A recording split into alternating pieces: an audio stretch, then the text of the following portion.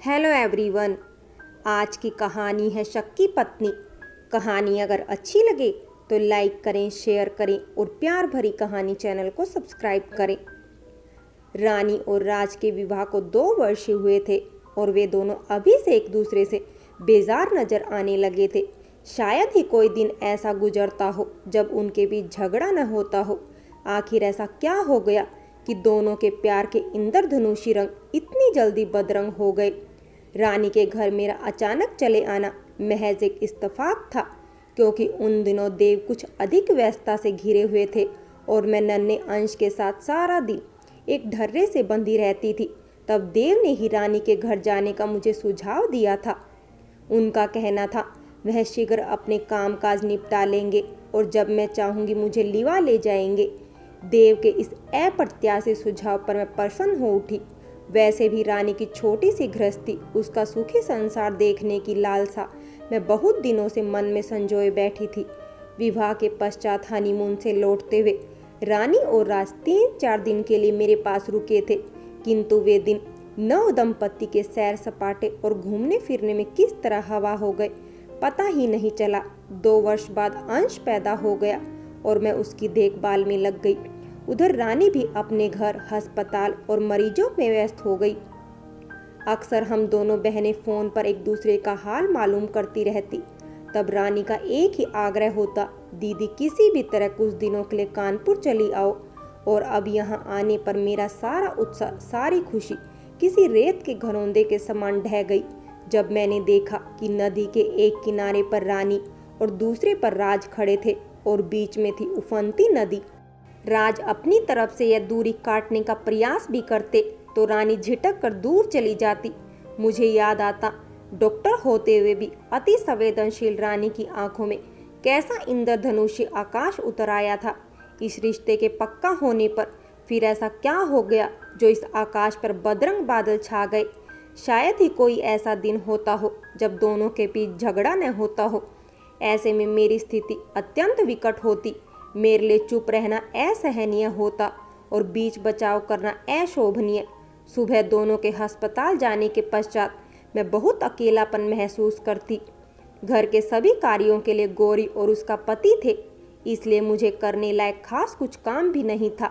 वैसे कहने को 2 वर्षीय अंश मेरे साथ था, जो अपनी तोतली बातों और शरारतों से मुझे उलझाए रखता था। फिर भी रानी के उखड़े स्वभाव और घर में व्याप्त तनाव के कारण मन बहुत उदास रहता। ऐसे में देव बहुत याद आते। दोपहर में बहुत बेमन से मैंने अंश को खाना खिलाया और उसके सोने के पश्चात उपन्यास लेकर पढ़ने बैठ गई। तभी गौरी ने आकर कहा, बहन जी, साहब और मेम साहब आ गए हैं, आपका भी खाना लगाऊं क्या? हाँ हाँ लगाओ, मैं भी आ रही हूँ। उपन्यास छोड़कर मैं फुर्ती से उठी। डाइनिंग टेबल पर खाना लग चुका था और रानी व राज मेरी प्रतीक्षा कर रहे थे। आज शाम 7 बजे डॉक्टर हर्षवर्धन के घर जाना है, आप दोनों तैयार रहिएगा। रानी ने सूप की प्लेट में चम्मच घुमाते हुए कहा। आज वहाँ क्या है? मैंने उत्सुकता जाहिर की। आज उनके विवाह की पहली वर्षगांठ है। भूल गई दीदी, उस दिन शाम को पति पत्नी हमें आमंत्रित कर गए थे। रानी, तुम और दीदी उनके घर चले जाओ, मैं नहीं जा सकूंगा। राज ने अपनी असमर्थता व्यक्त की। क्यों? मेरी और स्वाति की निगाहें राज की ओर उठ गई। आज रात को 6 नंबर की पेशेंट का ऑपरेशन है और यह चांस मुझे मिल रहा है, राज ने उल्लास भरे स्वर में कहा। ऑपरेशन डॉक्टर मोहन कर लेंगे। मैंने डॉक्टर हर्षवर्धन से वादा किया है कि तीनों अवश्य आएंगे, रानी ने गंभीर स्वर में कहा। नहीं रानी, तुम भली भांति जानती हो डॉक्टर मोहन अपने मात हाथों को ऑपरेशन का मौका नहीं देते हैं। पता नहीं कैसे आज उन्होंने यह मौका मुझे दिया है और मैं इस सुनहरे अवसर को खोना नहीं चाहता। हाँ राज, तुम्हें यह सुनहरा अवसर बिल्कुल नहीं खोना चाहिए, क्योंकि 6 नंबर की रोगी महिला बहुत खूबसूरत है, रानी ने गुस्से व व्यंग के स्वर में कहा। राज ने आहत भाव से मेरी ओर देखा और आधा खाना छोड़कर उठ गए। रानी की इस बात पर मैं भी अचंभित रह गई। राज के लिए कितने घटिया विचार यह लड़की मन में पाले बैठी है। सोचा किसी दिन बैठा कर इसे अच्छी तरह समझाऊंगी कि इस तरह तो यह लड़की अपनी गृहस्थी ही चौपट कर डालेगी। मैंने जल्दी से दूसरी थाली लगाई और राज के कमरे की तरफ चल दी। राज पलंग पर सिर पर बाहें रख कर लेटे थे। एक क्षण को मन में कुछ संकोच आया, फिर हिम्मत करके मैंने उन्हें आवाज़ दी, राज खाना खा लो। नहीं दीदी, मुझे भूख नहीं है। राज उठ कर बैठ गए। रानी का गुस्सा खाने पर क्यों उतारते हो? दुनिया में कितने लोग हैं जिन्हें भरपेट भोजन नसीब नहीं होता। खाना बीच में छोड़कर उठना अन्न का निरादर करना है। मेरी बड़े बूढ़ों जैसी बातें सुनकर राज खाना खाने बैठ गए। कुछ क्षण में मैं यूं ही कुर्सी की पीठ पकड़कर खड़ी रही, फिर बोली, राज तुम्हें छोटा भाई समझकर कह रही हूँ। तुम्हारे और रानी के बीच जो भी गलतफहमी पैदा हो गई है उसे ज़्यादा दिन पाले रखना ठीक नहीं है। हम दोनों के बीच कोई गलतफहमी नहीं है दीदी, राज ने गंभीर स्वर में कहा। फिर कुछ रुक कर बोले, बात यह है दीदी, जिन लोगों के जीवन में कोई समस्या नहीं होती उन्हें समस्याएं पैदा करने का शौक होता है। आपकी बहन भी ऐसे ही लोगों की श्रेणी में आती है। राज की इस बात का मेरे पास कोई उत्तर न था, इसलिए मैं चुपचाप वहाँ से हट गई। उस दिन मैं और रानी डॉक्टर हर्षवर्धन के घर से रात को 10 बजे वापस आए। जैसे ही हमने घर में कदम रखा, देव का दिल्ली से फ़ोन आ गया और मैं उनकी स्नेहपूर्ण वाणी के माधुर्य में नहा उठी। देव का बार बार यह कहना कि मेरे बिना वहाँ उनका दिल नहीं लग रहा, मेरे सारे अकेलेपन और उदासी को दूर कर गया। फ़ोन रखने के बाद जब मैं रानी की ओर मुड़ी, देखा उसका चेहरा इतना सा निकल आया था। ठीक भी था, मेरे विवाह को 5 वर्ष व्यतीत हो गए थे, किंतु हमारे संबंधों में वही पहले जैसी ताजगी और मधुरता कायम थी, जबकि रानी के विवाह को सिर्फ 2 वर्ष हुए थे और अभी से ये दोनों एक दूसरे से बेजार लगते थे। अगले दिन रानी और राज दोनों की अस्पताल की छुट्टी थी, इसलिए हम तीनों दोपहर खाने के बाद ताश खेलने बैठ गए। खेलते खेलते जब थक गए तो मैंने झटपट खरीदारी के लिए बाजार जाने का कार्यक्रम बना डाला, जिसे राज ने हंसी खुशी स्वीकार कर लिया। थोड़ी सी नानुकुर के बाद रानी भी चलने को राजी हो गई। थोड़ी देर बाद नीले रंग की कार सड़क पर दौड़ रही थी। हम लोगों ने जी भरकर खरीदारी की। कंपनी बाग में अंश को झूला झुलाया और आइसक्रीम खिलाई। फिर थक हार कर कॉफी हाउस में जा बैठे। अब तक अंश रानी की गोद में सो गया था। राज ने पैटीज और कॉफी मंगा ली। पैटीज खाते हुए हम इधर उधर की बातें कर रहे थे कि तभी जीन्स और टी शर्ट पहने एक युवती राज के करीब आई और बोली, हाय राज। राज ने चौंक कर उसकी ओर देखा। एक क्षण को वे असमंजस्य की स्थिति में बने रहे, फिर खड़े होते हुए बोले, अरे सुजैन तुम। फिर तुरंत हमसे परिचय कराया, रानी यह सुजैन है। हम दोनों मेडिकल कॉलेज में साथ ही पढ़ते थे। बेचारी का दूसरे साल के बाद पढ़ने में दिल नहीं लगा तो शादी करके अमेरिका चली गई। राज ने हंसते हुए कहा, अमेरिका न जाती तो क्या करती, तुमने तो मौका ही नहीं दिया। सुजान ने बेझिझक कहा। फिर बोली, अच्छा रानी तुम्हारी पत्नी है और इनका परिचय? उसका संकेत मेरी तरफ था। ये रानी की बड़ी बहन है, दिल्ली से आजकल आई हुई है। सुजैन कुछ देर और बात करके चली गई। इस दौरान रानी गंभीर बनी बैठी रही और कुछ न बोली। सुजैन के जाने के बाद राज ने कहा, रानी तुम्हें सुजैन से एक बार तो घर आने को कहना ही चाहिए था। रानी तुरंत कड़वे लहजे में बोली, ऐसी न जाने कितनी चाहने वालियां रोज रोज मिलेंगी, आखिर मैं किस किस को घर आने का निमंत्रण देती फिरूंगी। क्या बकती हो। गुस्से और अपमान से लज्जित निगाहों से राज कुछ क्षण रानी को घूरते रहे, फिर मेज पर से कार की चाबियां उठाते हुए बोले, दीदी मैं घर जा रहा हूँ, आप चलिएगा। तुरंत मैं और रानी उठ खड़े हुए। रानी ने सोते हुए अंश को गोद में उठा रखा था। राज ने पैसे का भुगतान किया और हम लोग बाहर आ गए। रास्ते भर कार में कोई कुछ न बोला। कुछ देर पहले कॉफ़ी हाउस में बैठे मैं मन ही मन खुश हो रही थी कि आज का पूरा दिन हंसी खुशी बीत रहा है, किंतु अंत में रानी की ज़रा सी नासमझी ने फिर सबको तनाव में लाकर खड़ा कर दिया था। घर आकर राज बिना किसी से बात किए अपने कमरे में चले गए। गौरी ने खाने को पूछा तो उन्होंने मना कर दिया। मैंने अंश को पलंग पर सुलाया और कपड़े बदलकर छत पर जा बैठी। मन बहुत उदास हो उठा था। उम्र में मैं रानी से सिर्फ 2 वर्ष ही बड़ी थी। जिस वर्ष मैं इंटरमीडिएट में आई, माँ पिताजी दोनों की एक कार दुर्घटना में मृत्यु हो गई। रानी उस समय 15 वर्ष की थी। उस कच्ची उम्र में हम बिन माँ बाप की बच्चियों को भाभी ने अपनी ममता के आंचल में छिपा लिया था। भैया भाभी का हाथ सिर पर होने के बावजूद मैं रानी की ओर से कभी भी लापरवाह नहीं रही थी। इसलिए आज उसकी बिखरी गृहस्थी को देखकर मैं तड़प उठी थी और दोनों को नजदीक लाने का उपाय ढूंढ रही थी। छत पर किसी के कदमों की आहट सुनकर मैंने मुड़कर देखा। रानी भी मेरी बगल में आकर बैठ गई थी। उसे देखकर मुझे कुछ देर पूर्व की घटना याद हो आई। प्रयत्न करने के बावजूद मैं अपने क्रोध को दबा न पाई।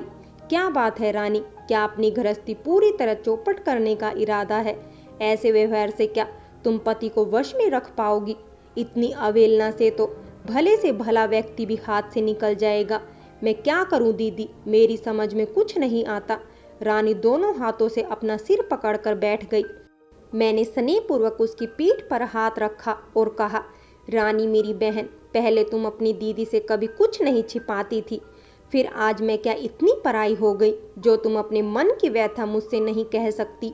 कैसे कहूँ दीदी, तुम भी दुखी हो जाओगी जब तुम्हें पता चलेगा कि देव के जीवन में पहले भी कोई लड़की आ चुकी है। तुम्हें कैसे पता चला? मैंने धैर्यपूर्वक पूछा। राज ने स्वयं मुझे बताया है। वे अपने कॉलेज की एक लड़की से प्रेम करते थे। दोनों ने जीवन भर साथ निभाने की कस्में खाई थी, किंतु वह लड़की धोखेबाज निकली। उसने किसी अमीर युवक से विवाह कर लिया। राज ने तो विवाह न करने का फैसला कर लिया था, परंतु घर वालों के विवश करने पर इन्हें मुझसे विवाह करना ही पड़ा। अब तुम ही बताओ दीदी, इतना बड़ा धोखा खाने के बाद कोई कैसे खुश रह सकता है? राज ने तुम्हें कोई धोखा नहीं दिया। मैंने रानी की बात का विरोध किया। उसने यह सब कुछ विवाह से पूर्व देव को बता दिया था। तब देव ने उसे समझाया था कि उसके जीवन का वह एक दुखद अध्याय था जो अब समाप्त हो चुका है। अब उसे एक नए जीवन की शुरुआत करनी चाहिए। साथ ही देव ने राज को यह आश्वासन भी दिया था कि रानी के रूप में उसे मात्र एक पत्नी ही नहीं बल्कि एक प्रेयसी, एक अच्छी मित्र भी मिलेगी। परंतु मुझे अफसोस है रानी कि राज को एक प्रेयसी, एक अच्छी मित्र तो क्या, एक अच्छी पत्नी भी नहीं मिली। दीदी, तुम भी मुझे ही दोषी ठहरा रही हो। रानी ने आगे कहना चाहा, किंतु मैंने उसे बीच में ही रोक दिया। राज चाहते तो सब कुछ आसानी से छिपा सकते थे। आखिर उन्हें किसी को कुछ भी बताने की आवश्यकता ही क्या थी? यह तो उनकी महानता है जो उन्होंने हमें और तुम्हें सब कुछ बता दिया। किंतु बदले में क्या मिला? इतनी प्रताड़ना और तिरस्कार। बोलते बोलते मेरा स्वर कुछ तेज हो चला था। रानी सिर झुकाए खामोश बैठी थी। शायद उसे कुछ कुछ अपनी गलती का एहसास हो रहा था। मैं भी उसके जीवन के इस कड़वे प्रसंग को आज ही समाप्त कर देना चाहती थी, इसलिए फिर बोली, रानी मुझे क्षमा करना। आज मैं तुम्हें तुम्हारे जीवन की एक घटना याद दिलाना चाहती हूँ। भैया के एक मित्र डॉक्टर रवि हमारे घर आते थे। यह जानते हुए भी कि वे विवाहित हैं, तुम उनके मोह जाल में फंस गई थी। उस समय भाभी के ही वश की बात थी जो वे तुम्हें उस मोह जाल से मुक्त करा पाई थी, वरना भैया की तो रातों की नींद हराम हो गई थी। उस समय मैं ना समझती दीदी। रानी अब बिल्कुल रुआसी हो उठी थी। मानती हूँ तुम ना समझ थी, फिर भी एक गलत राह की ओर तुमने कदम बढ़ाए थे। यह बात राज को पता चल जाए तो वह तुम्हें लांछित करे तब। राज का प्रेम कोई भूल न थी, जबकि तुमने अवश्य भूल की थी। रानी, विवाह मात्र पड़ने बंधन ही नहीं, उसके आगे भी बहुत कुछ है। आपसी विश्वास और एक दूसरे को सहारा देने का पक्का भरोसा भी है। सच कहती हो दीदी, राज ने जब अपनी पिछली जिंदगी के पन्ने मेरे सम्मुख पलटे, मैं विवेक शून्य हो उठी और अपनी जिंदगी के सुनहरे पलों को व्यर्थ गवा दिया। रानी की आंखों में पश्चाताप के आंसू थे। रो मत रानी, मैं उसे धीरज बंधाते हुए बोली, समय रहते अपनी भूल सुधार लो। राज और तुम कहीं बाहर घूमने चले जाओ और नए जीवन की शुरुआत करो। राज मान जाएंगे, उन्हें मनाना मेरा काम है। अगली सुबह रानी ने चाय के साथ राज को जगाया तो वे हतप्रभ हो उठे।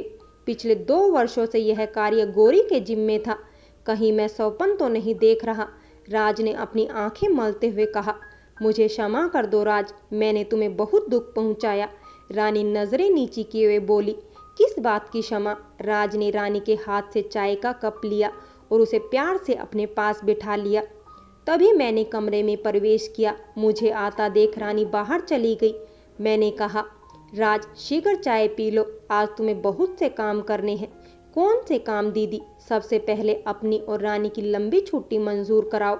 छुट्टी? वह किस लिए? राज हैरानी से बोले, तुम और रानी नैनीताल या कहीं भी घूमने जा रहे हो, अपने एक नए जीवन की शुरुआत करने के लिए। रानी मान जाएगी? राज शंकित होकर बोले, उसने तो जाने की तैयारियां भी शुरू कर दी है। राज ने एक क्षण मेरी ओर देखा, फिर अचानक उसने मेरे दोनों हाथ पकड़े और श्रद्धापूर्वक उन्हें माथे से लगा लिया और कहा, दीदी यह नया जीवन आपकी ही देन है। राज की बात सुनकर मैं भावुक हो उठी। मैंने उन्हें दूसरे कमरे में लगभग धक्का देते हुए कहा, अब तुम यह बड़ी बड़ी बातें छोड़ो, वहाँ तुम्हारी कोई प्रतीक्षा कर रहा है।